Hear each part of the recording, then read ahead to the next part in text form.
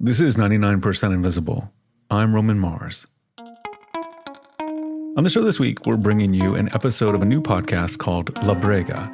And to tell us about this series is Alana Casanova-Burgess, host and co-creator and producer of La Brega, Stories of the Puerto Rican Experience, co-production from WNYC Studios and Futuro Studios. I say that in my dreams now. The name of the show, La Brega, is a word in Puerto Rican Spanish that doesn't really have a great English translation. But to illustrate the concept, we're going to start with a cell phone video that was taken in the aftermath of Hurricane Maria, when the people of Puerto Rico were living in the dark. Some Puerto Ricans were without electricity for months on end, and everyone had to find ways to cope. And in the video, two people are standing in a carport. And so a woman is recording her father, and they're showing off this invention. Aquí nos encontramos en el barrio Guarabobo abajo de Bayamón con el invento de papi. They've got like the body, the drum of a washing machine. Okay. And then in the middle, what do you call that? The like spoke that comes out of the middle of the washing agitator, machine. the spinner or something? The agitator, that is correct. I think I had Googled that at one point. The agitator has bicycle handlebars attached to it. Llevamos un mes lavando en la famosa bici lavadora. Bici lavadora. And this woman's father is so excited to show off this bici lavadora. So he's moving the handlebars back and forth and showing how it froths up, how you get like a good lather in the soap. Mira cómo lava. Fuerza tú le metas, mira. Más lava. Lo mejor es que hace ejercicio de una And vez. they're just making like the most of this terrible situation. Right. So they're exclaiming like, look, it washes so well. You don't have electricity, but you don't need it. And you get a workout while you're doing it. And they're just like having a funny time. You know, Puerto Ricans are really creative. I know everybody says that about themselves. Like, we're such a creative people. But you're all wrong is the thing. Look, low-key flex, but it's we've been through a lot. And so there's this sort of celebration in the video. Mm-hmm. And then at the same time, I knew from talking to my own family members how raw your hands get from like washing everything by hand in water, how like everybody just had to do the most for months. Like my aunt didn't have electricity for 9 months. Wow. Right. So they can't get power back for themselves. They can't like reconnect the electricity because the infrastructure is so poor. And the government is failing them. But they find this workaround so that their hands don't have to like crack after weeks and then what will become months of washing your laundry by hand. And so when I was thinking about how to describe the name of the series, La Brega, to listeners, like one of the first things that popped up was this YouTube video that I had watched like 3 years ago. So what is La Brega? Could you define it for us? Sure. It is a word that Puerto Ricans use. We use it all the time. It's this like catch-all word for I'm struggling with something. I'm in the hustle. I'm in the situation that I can't solve. I can't actually like have any resolution to it, right? So, for example, you can't solve the problem that you don't have electricity. Right. But you can like attach some bicycle handlebars to the agitator of your washing machine and you can kind of make do. Mm-hmm. Maybe you have a terrible boss. You can't fix that problem. You can't resolve it, but you're like, all right, I'm grappling with it. I think grappling is a good one. Right. But we use it all the time. And I think I only really realized this after Maria. I was reporting for On the Media, and I was able to actually make a montage of, I was asking people, like, how are you doing, though? Like, but how are you doing really? Mm-hmm. Which is a hard question to ask when everybody, like, nobody really wants to get into their feelings, because how do you then crawl out of them? And people would say, like, oh, you got to get used to it. Hay que acostumbrarse. And I was like, wow, we get used to things. Yeah. Like, a lot. And that doesn't seem entirely healthy all the time. And there's this, like, celebration of resilience. Like, oh, Puerto Ricans are so resilient. We're so resilient. But, like, why are we resilient? Yeah. And then comes that word. Like, how are you doing? Well, aquí en La Brega, bregando. Why? You're also just coping and hustling and grappling with something instead of resolving solving it. I mean, this is evidence in the fact that, we have to talk for a long time to define this thing. And that it's kind of hard to define in English. Like there isn't like an easy equivalent. Why do you think that is? I don't know, but I would love to loan this word. Like, what has the pandemic been, if not for like one long brega? Fair. Yeah, totally.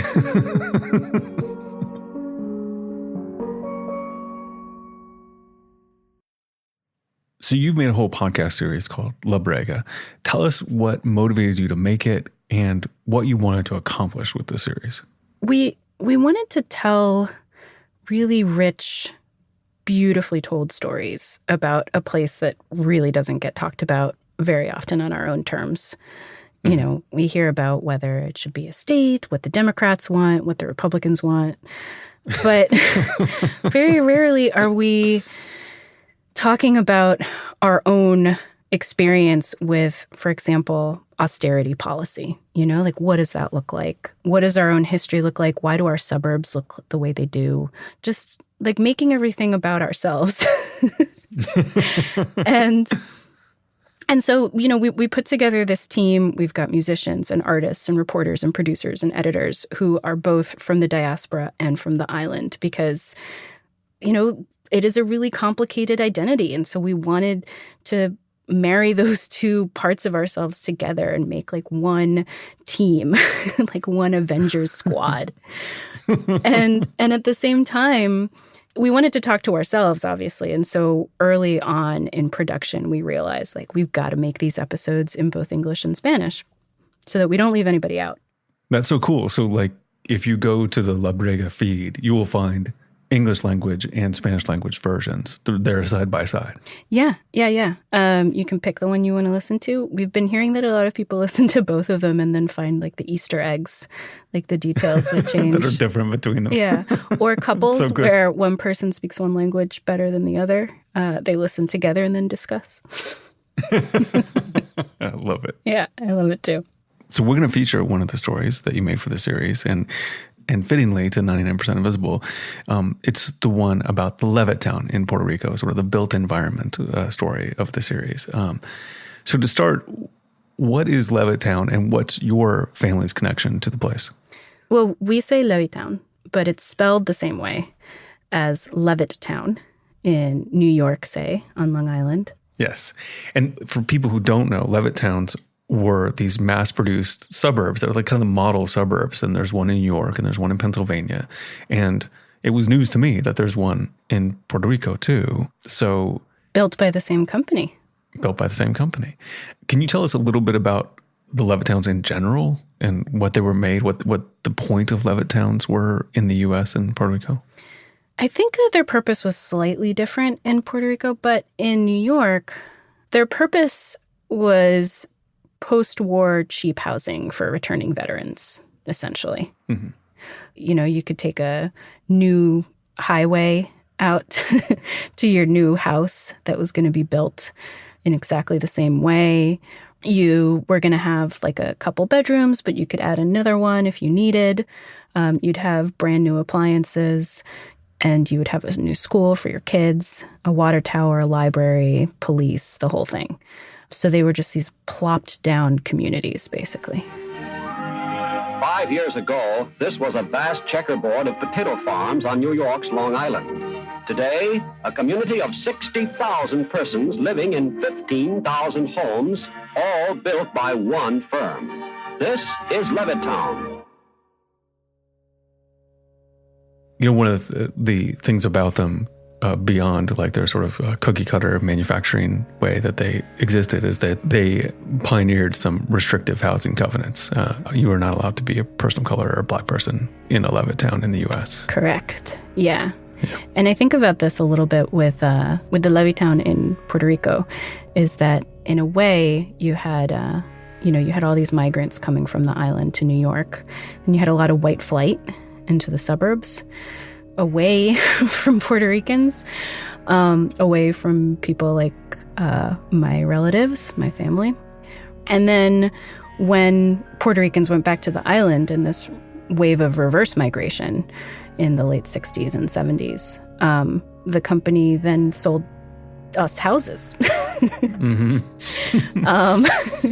So it's like, they made money twice. And my grandparents moved there when they moved from the Bronx back to the island in the early 70s. They are from another part of the island called Ciales, which is up in the mountains. It is beautiful. The views are gorgeous. There are streams, there are waterfalls, there are underground rivers. It's so beautiful. And my aunt lives there. And I could never understand as a kid why I would have to visit Levittown, which Which is not that, I take it. Which is not that. It is a lot of concrete. I mean, there's a beautiful mango tree in the front, but it's still like it's no Ciales. And it is so hot and so flat. But at the same time, it's sort of like beautiful in its way. In what way is it beautiful? I mean, the houses all came in either like white or a cream color. Like they had no color. And unlike the houses in the New York Levittown, these are like all cement. So you can paint like every surface of them. Okay. And so they can sometimes be quite colorful. You kind of get these like sherbet colors. And people also changed them a lot, like added a second story, added some Trinitaria, which is a kind of bougainvillea. Like they added personality to it.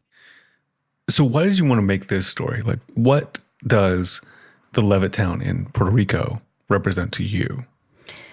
Someone else says this in the piece, but I'm going to steal it. But it's sort of Puerto Rico in a nutshell. Like you have this boom and bust story about this desire for modernity and for middle class success and the American dream. But also this bust. There's so many foreclosures, so many empty homes. It's so hard to find a job that pays enough to have a house.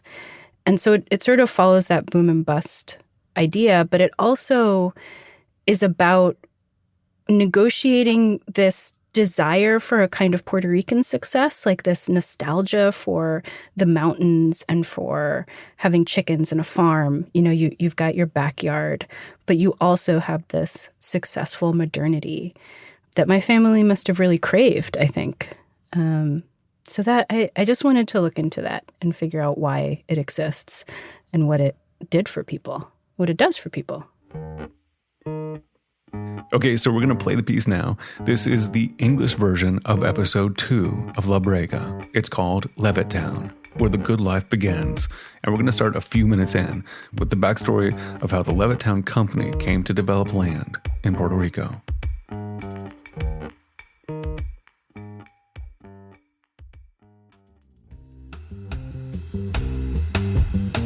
Instead of a potato field, in Puerto Rico, the company started out in 1962 by buying nearly 440 acres of flat swampland in the town of Tua Baja, about 20 minutes from San Juan.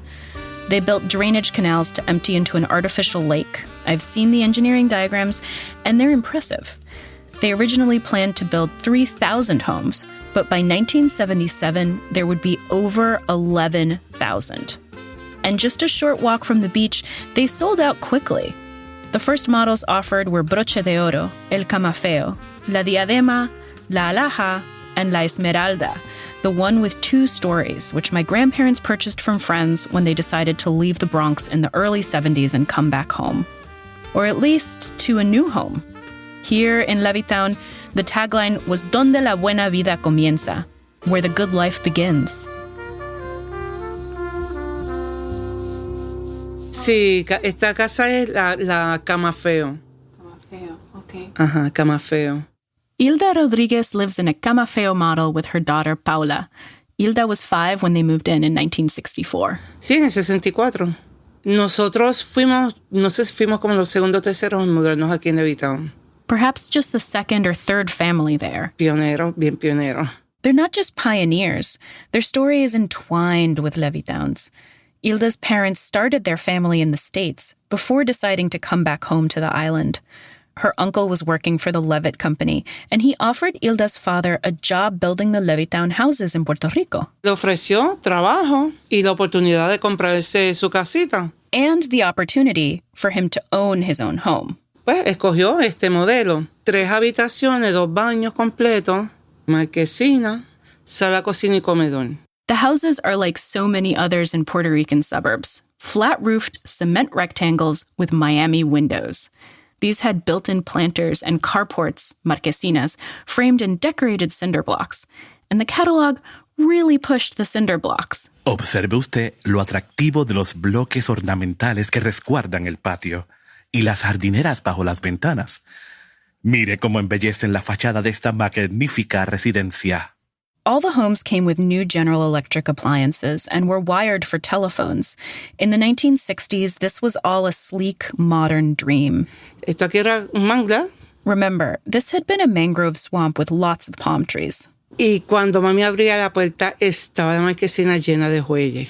When Hilda's mother opened the front door, the marquesina, the carport, would be full of crabs. Están en la marquesina, están en el patio, están en la calle, están en la acera, o sea... Pues lo que abuela había dicho, hasta en la máquina de lavar ropa. A veces mami cuando prendía...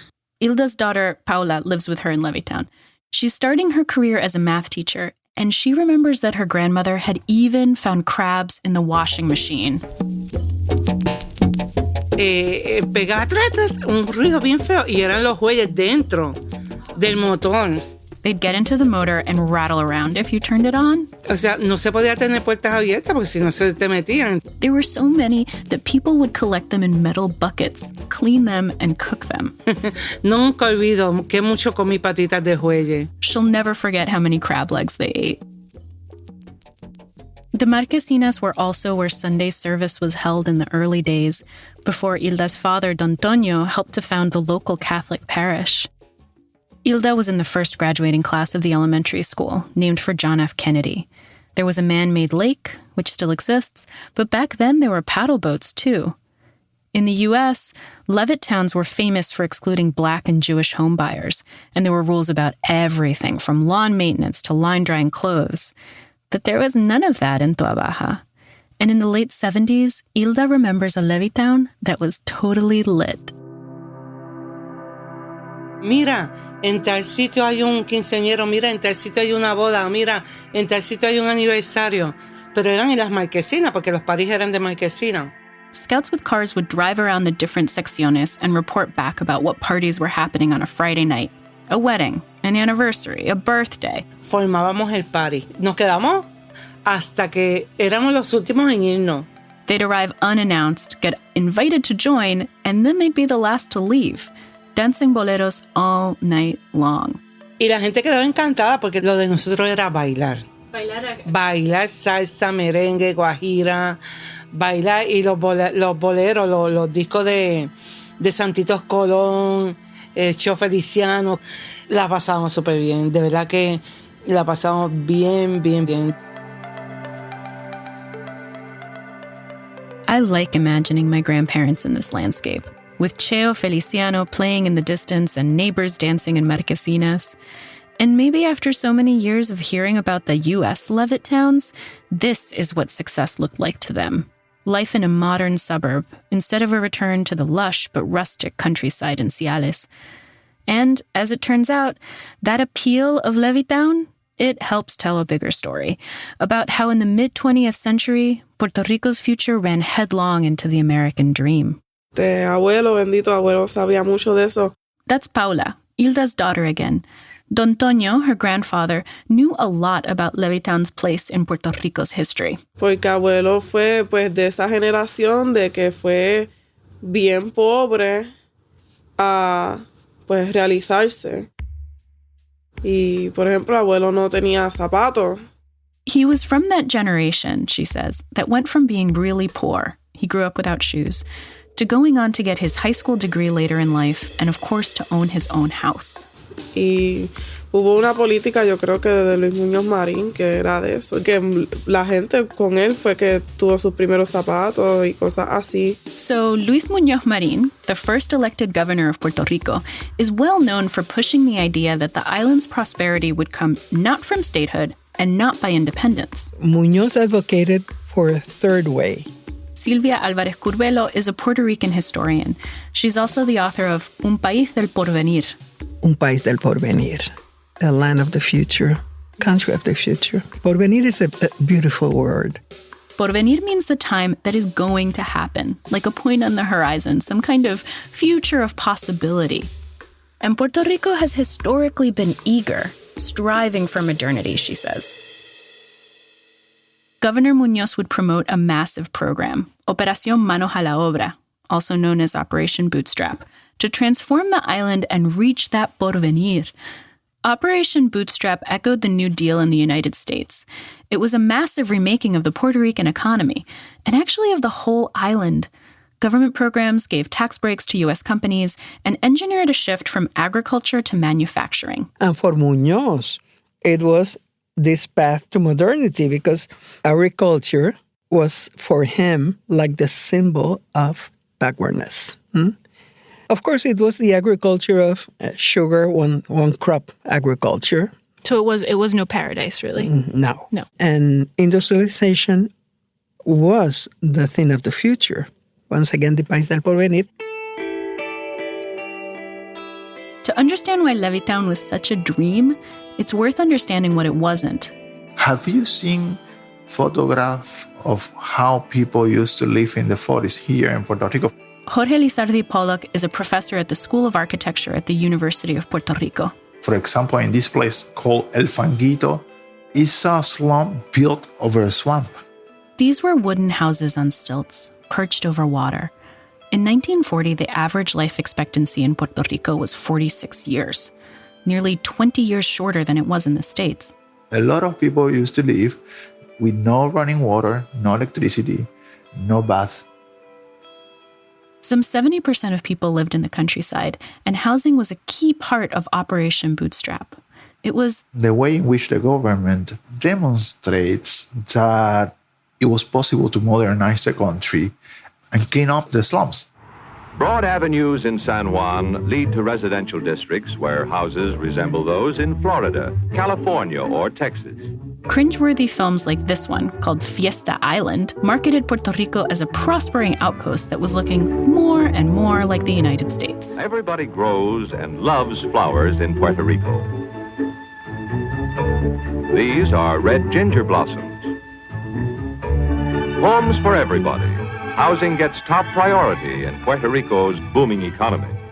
Doña Fela, the mayor of San Juan during this period, looked back on it in a documentary in the 1980s. The miracle was that we created middle class, which was created from one day to the other.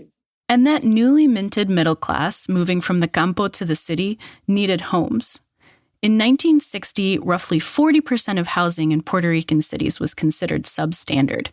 In Washington, D.C., the federal government was creating incentives for single-family homes and highways, and Puerto Rico got them too. Just following the promise about the good life in the U.S., that everybody should have their own house, their own patio, their own car. We just followed that promise. So if I say Levittown to you, what is the first thing that you think? The utopia of the middle class, the utopia of freedom.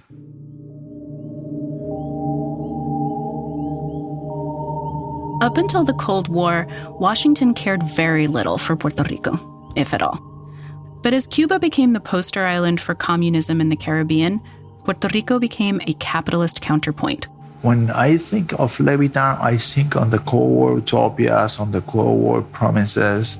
And one way the U.S. fought back against dictatorships and communism was by giving Puerto Ricans the chance to own their own homes. So they will become owners.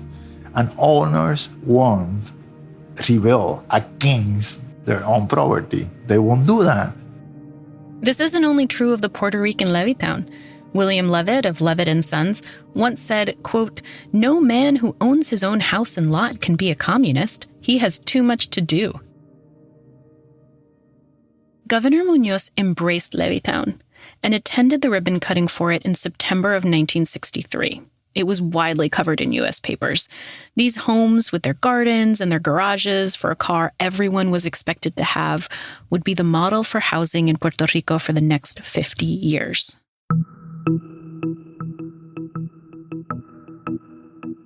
But there wasn't room for everybody in this version of Muñoz's vision of Porvenir. San Juan's mayor, Doña Fela, said the creation of a middle class overnight was a miracle.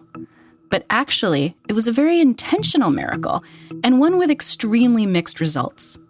The part of this economic transformation that isn't talked about much is how many people supposedly had to leave in order to make it work. For local technocrats, the problem was that there was no way to create enough jobs to employ everyone. There were too many people on the island to create a middle class, and that idea led to some horrible policies. Today, we know more about the shameful project that sterilized roughly a third of Puerto Rican women and the birth control pill experiments. But it wasn't only that. In 1946, a government report estimated that around 1 million people would have to leave in order to make the island prosperous. And by the late 40s, the government would get involved. Really involved. We'll be right back. This is La Brega.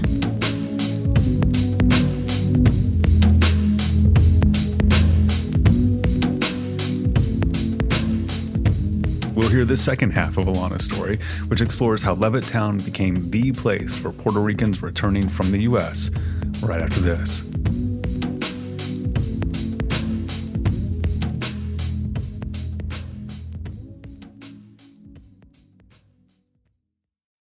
We're back with the second half of Levittown, Where the Good Life Begins. Here's Alana Casanova-Burgess again. And we're back to La Brega. We've been talking about an American-style suburb whose story is, in many ways, the story of the island in the 20th century, at a time when Puerto Rico was being remade in America's image. The government was trying to transform Puerto Rico's economy, moving from agriculture to industry, and making a middle class. The government realized that without the massive exodus of people, economic growth in Puerto Rico would be maybe hinder or slow down. Edgardo Melendez is the author of Sponsored Migration, a book about Puerto Ricans moving to the U.S. He describes an engineered exodus, a, quote, campaign to turn every Puerto Rican into a potential migrant. The Puerto Rican government would create levers and wedges and pulleys to make modernity work for those who stayed, but only by encouraging others to leave.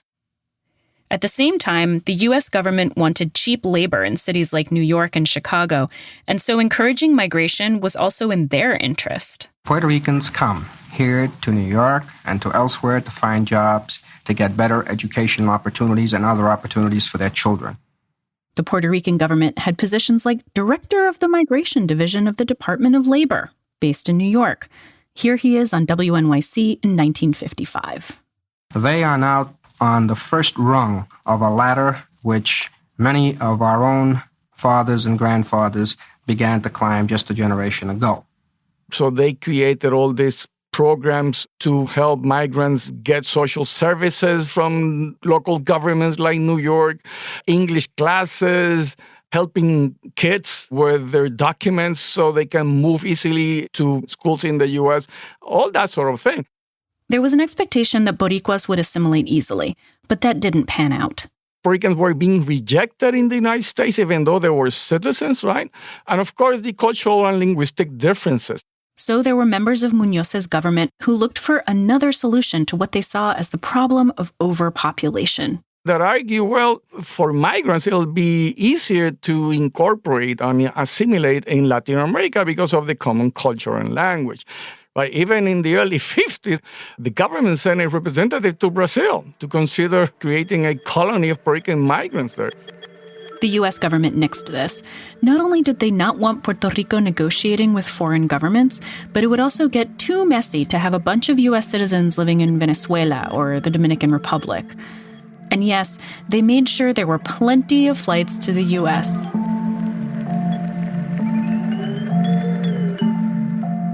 And that's what gets us to the first Eastern Airlines flight to San Juan in 1951, the one that broke Pan Am's monopoly.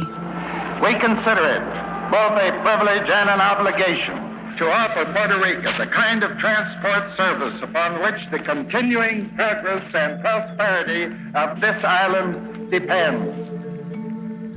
Governor Muñoz had lobbied for expanding airline access to make it easier for Puerto Ricans to leave the island. But when he made the argument, what he said was that Puerto Ricans deserved to go looking for jobs as much as anyone else in the States.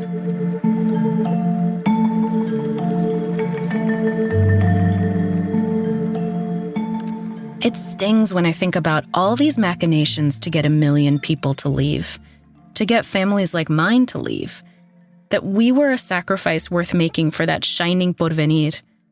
But people wouldn't just leave for good. Because of the island's relationship with the U.S., it was easier for Puerto Ricans to come and go. Many, like my grandparents, would decide to return. And for them and many others coming from cramped and cold walk-up apartments, the dream of success looked a lot like Levittown.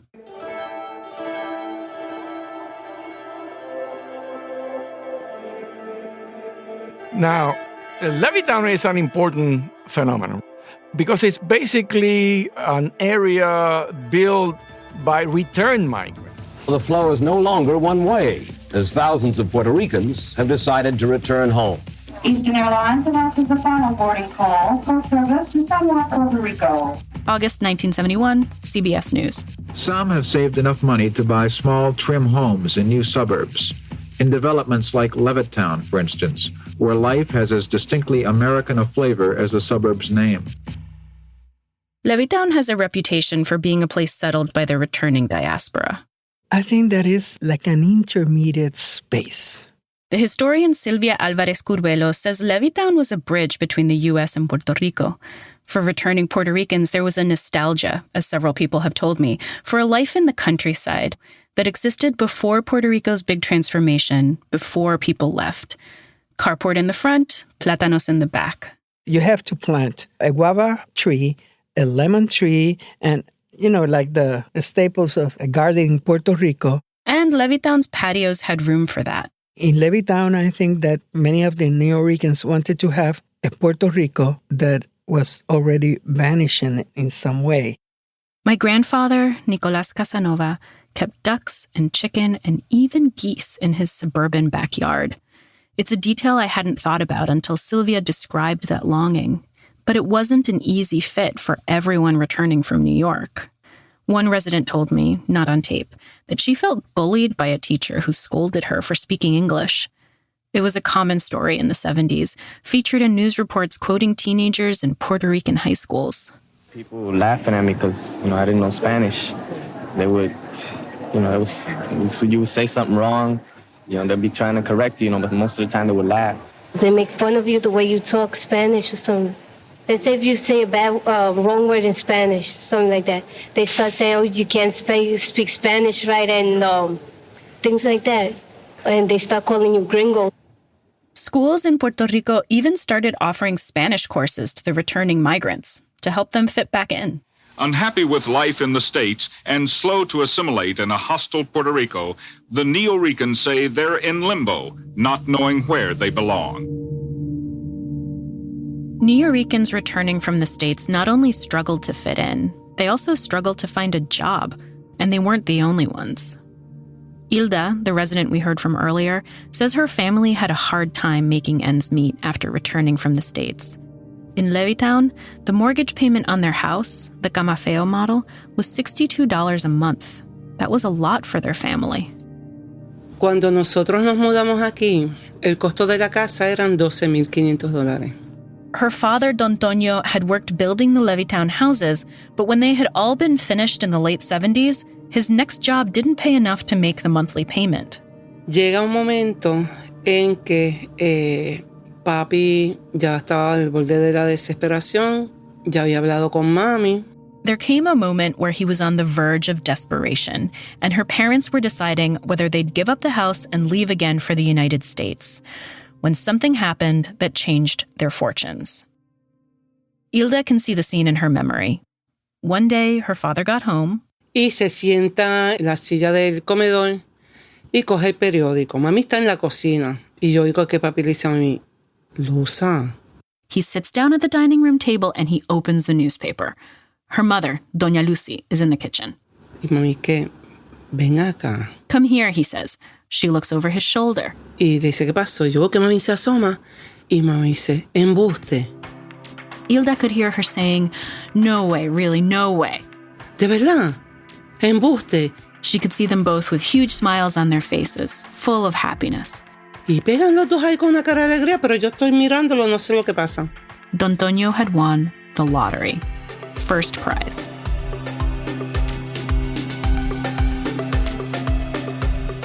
Pues papi había comprado billete de la lotería y salió en el primer premio. With that money, he paid off the house. A few streets away, his sister was also struggling to pay. He helped her out too. Y gracias, como siempre yo lo digo, primero a Dios sobre todas las cosas, a ese milagro, que de verdad que fue un milagro. If not for the lottery, they would have gone back to the States. Maybe someday her parents would have returned to the island, but they wouldn't have kept the house. Definitivamente, o sea, creo que no estuviéramos aquí. Pero aquí estamos, 55 años, pues ya. Instead, she's been in Levittown now for 55 years. And despite all the good times, all the memories, and all the promises, yo estoy loca por irme de aquí. Hilda says that the way life is in Puerto Rico, she wants to leave. It's the crime, the shrinking pensions, the lack of opportunities. Antes, siempre se decía que la verdadera familia de uno eran los vecinos. But also, people used to say neighbors are your real family. Everyone would help each other, care for each other. Ya eso se acabó. Today, Hilda says, if you die, they find you by the smell. Hoy te moriste, pues por la peste te encuentran. This is so dark, but the truth is that there are so many empty homes in Levittown now. Nearly 15 years of a fiscal recession has taken its toll, and then came Maria. According to figures from 2018, over 20% of the houses in Levittown are vacant. The elementary school, the one named for John F. Kennedy, was closed as part of an island-wide shutdown of hundreds of schools. Y pues ahora ya no es como antes. Yo pienso que mami tuvo la mejor etapa de Levittown. Paula, Hilda's daughter, says her mother saw Levittown's best days. She lives at home, loves this place, but knows her and her friends have seen its decline. It wasn't just dancing in the streets. There were also walkways between the sections, and now they're all closed. Las personas caminaban en todos los paseitos que hay, que ahora todos básicamente están cerrados y es un peligro caminar porque están solitarios. It's dangerous to walk alone, and the beach that borders the north side of Levittown, Punta Salinas, is contaminated. Por ejemplo, la playa de ahí al frente, que ahora está contaminada. And Hilda can't imagine late-night chats outside with neighbors. ¿Tú crees que yo me atrevo ahora? No. In the original designs, Levittown's balconies were all open, but today they're caged with security bars. Levittown's lake, once an amenity, overflowed during Maria. The dam was opened without warning, and houses and streets near it flooded. Hilda and Paula's home didn't flood, but other people had to be rescued from their roofs or flee in the dark. 4 people died. Every time I go to work, I take the 165 road, que es la 165. That's the road that takes all Dorado, Levittown, San Juan. And you could see how deteriorated Levittown is actually post-Maria and before Maria. That's Sixto Isaac Ortiz, a friend of Paula's and longtime Levittown resident. After Maria, out of boredom, they made Nuestro podcast with some other friends. En este episodio número 4 de nuestro podcast, le rendimos un homenaje sumamente. And one of the episodes is about their home. Hablamos sobre nuestras experiencias, anécdotas. They discussed the awful experience of the hurricane, and they talk about a book of short stories based in Levittown. And, over an hour into the episode, Sixto poses a huge question to the group. Social de Levittown. Lo que se conocía como lo que querían que fuera Levittown falló. Did Levittown fail? And his answer, he told Paula and I recently, is yes. You could actually see how Levittown could mirror perfectly the failed experiment of the Commonwealth of Puerto Rico, and that's just my opinion, and how at the same time it could be mirrored as the failed experiment of the American dream. He sees it in the rundown baseball fields, in the abandoned houses, in that drive to work every day on the 165. And that many people, they left Puerto Rico, their own home, their own picket fence, their white picket fence with their dog and their family and their house. The financial crisis and austerity policy has blanketed the whole island. More than angry, it makes me sad, that we're in this time. But this is not only Levittown. This is Puerto Rico in a nutshell. There was something about Levittown that required a winning lottery ticket to achieve. The promise wasn't a home, it was a house. And that suburban model of development was defined by sprawl that clutters the landscape and by mortgages that have become foreclosures. It wasn't enough to build houses if you couldn't create an economy in which people could afford to stay in them. The porvenir that Governor Luis Muñoz Marin had promised had already started to crumble with a recession in the 1970s. Silvia Alvarez Curbelo told me about a diary that he kept for a couple of years during that time. And it was like he was surprised by the change. He spoke about the traffic, about the people that were like in a hurry. He spoke about the trouble with youth, juvenile delinquency, and so on. He sounds like kind of just a grumpy old man. Oh, people are rushing around too much these days, the kids, yes. Right? He sounds a little... yes, yeah. Because the times accelerated too much. Because too much progress, too much progress, too much porvenir. Too much porvenir, and the unraveling of the porvenir into many porvenirs. It was not only one. It's as though the vision of having a house got tied up too closely with the American dream and with an unsustainable consumerism. So, Levittown can feel like a metaphor for the failures of Puerto Rico's economic experiment. But last time I was there, I saw it through new eyes. I took in the interesting things that were showing through the cracks.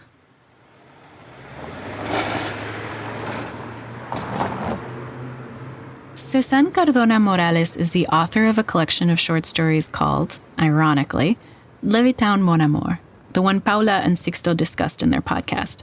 Estamos aquí afuera del, yo digo torre. Pompa. Sí, torre de agua, pompa de agua. Cézanne and I met under the rust-streaked belly of the Blue Water Tower a couple of weeks before the pandemic, outside what used to be a public library. Like so much else in Puerto Rico, even before COVID, it was closed. Lo cierto es que se ha convertido, además del ícono, es una marca dentro del mapa aéreo. Es decir, los aviones que van a aterrizar tienen que informar que están pasando por aquí. It's part of the aerial map, he says. I checked this out, and he's right. Pilots have to tell air traffic control that they're passing it on their way into the airport. In other words, I'm not the only one. El propio Levittown me sigue dando sorpresa, como ciudad. Levittown keeps surprising him.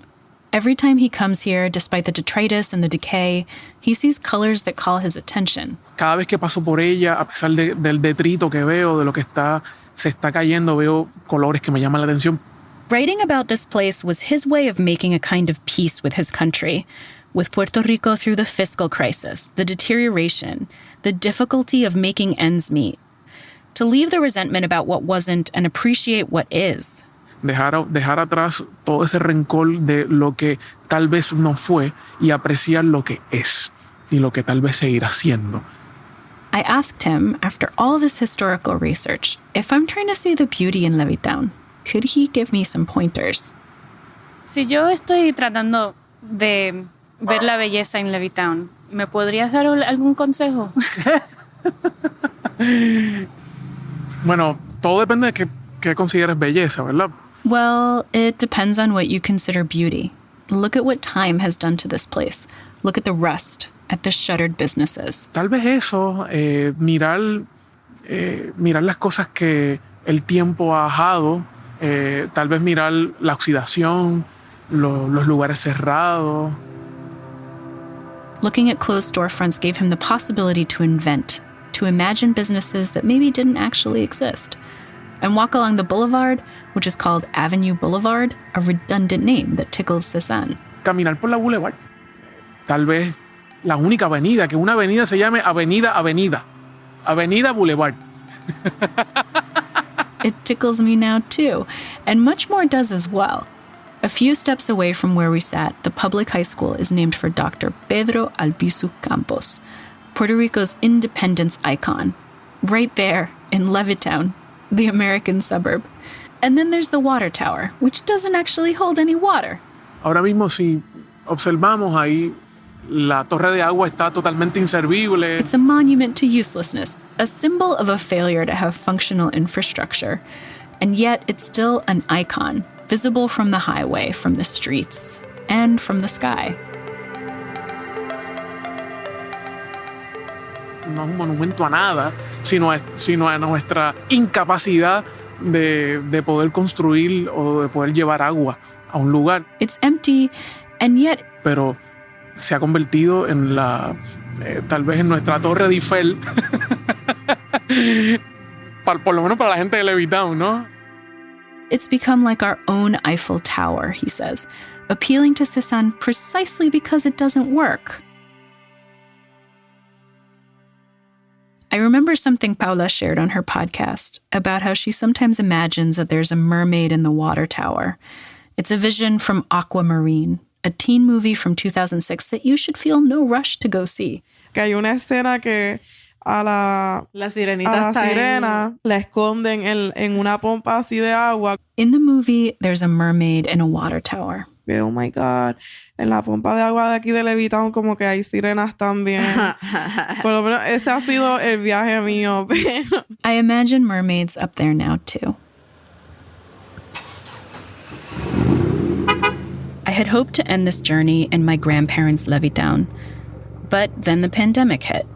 So instead, this summer, I drove from Brooklyn to Long Island and peered up at this other water tower in this other Levittown. While the Puerto Rican one towers over a busy commercial strip, this one is quiet, tucked into some residential streets that curve into each other and are named for plants, like Azalea Road and Iris Lane. I could hear the drip, drip, drip of water falling from the tank. There's a baseball diamond there too, and a basketball court, and a group of teenagers were playing. Someone was walking their dog. The lawns were tidy, but there were no guava trees, no lemon trees. This light blue water tower also says Levittown in big letters, although frankly it's not as impressive. Maybe not as tall as the Puerto Rican one. I imagined getting some bolt cutters for the chain link fence and getting to the circular door at the base of the tower. I could open the hatch, like the ones on a submarine, and instead of climbing whatever ladder lies on the other side, I could open another hatch and arrive at the other Levittown, as though the water towers were portals.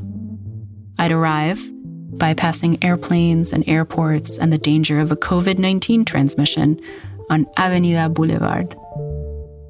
I'd go to Panaderia Lemi and I'd order a box of quesito. Then I'd walk to my cousin's house, the same one my grandparents moved to when they were looking for something between one dream and another.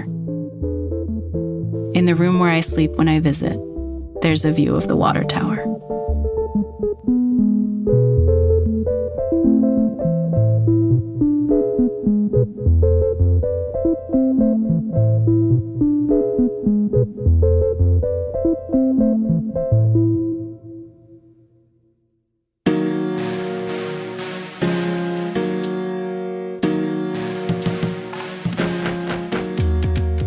La Brega is a co-production of WNYC Studios and Futuro Studios. This episode is available in Spanish as well, and you can listen to either wherever you get your podcasts through La Brega's podcast feed. This episode was produced by me, with help from Mark Pagan. It was edited by Luis Treyes, Marlon Bishop, and Mark Pagan. Fact-checking by Istra Pacheco. Engineering is by Stephanie LeBeau, Leah Shaw-Dameron, Rosana Caban, Gabriela Baez, and Alicia Itub. Original music for La Brega was composed by Balún, and our theme song is by Ife. Additional music from Frankie Reyes. Art for this piece was done by Fernando Norat. Leadership support for La Brega is provided by the Jonathan Logan Family Foundation and the John S. and James L. Knight Foundation, with additional support provided by Amy Liss. Deep gratitude to WNYC's Andy Lancet for his generosity with archival tape. Thanks also to Rebecca Ibarra and Yarimar Bonilla for their ears, and to Carmelo Esterich, Francisco Rodriguez Suarez, and Mirmari Grau Gonzalez for their expertise. And special thanks to Sofia and Lucinda Bordali, and Olga Casanova-Burgess. Thanks also to Ezequiel Rodriguez Andino. In the next episode, a very different story about the shadows of the Cold War in Puerto Rico, and a dark legacy we're still dealing with. Hasta la próxima.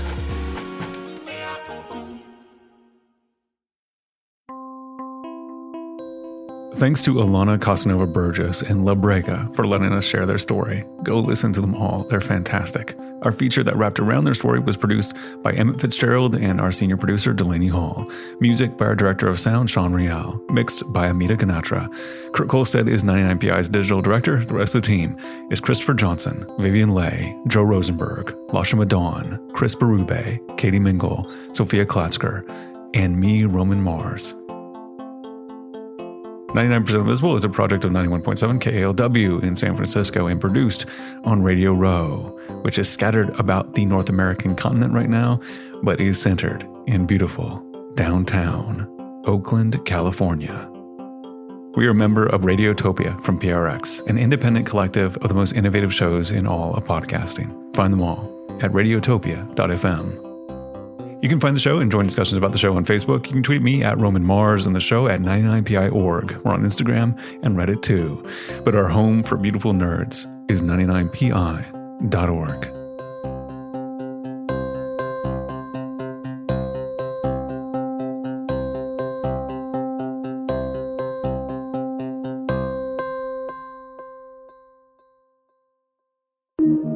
Radiotopia from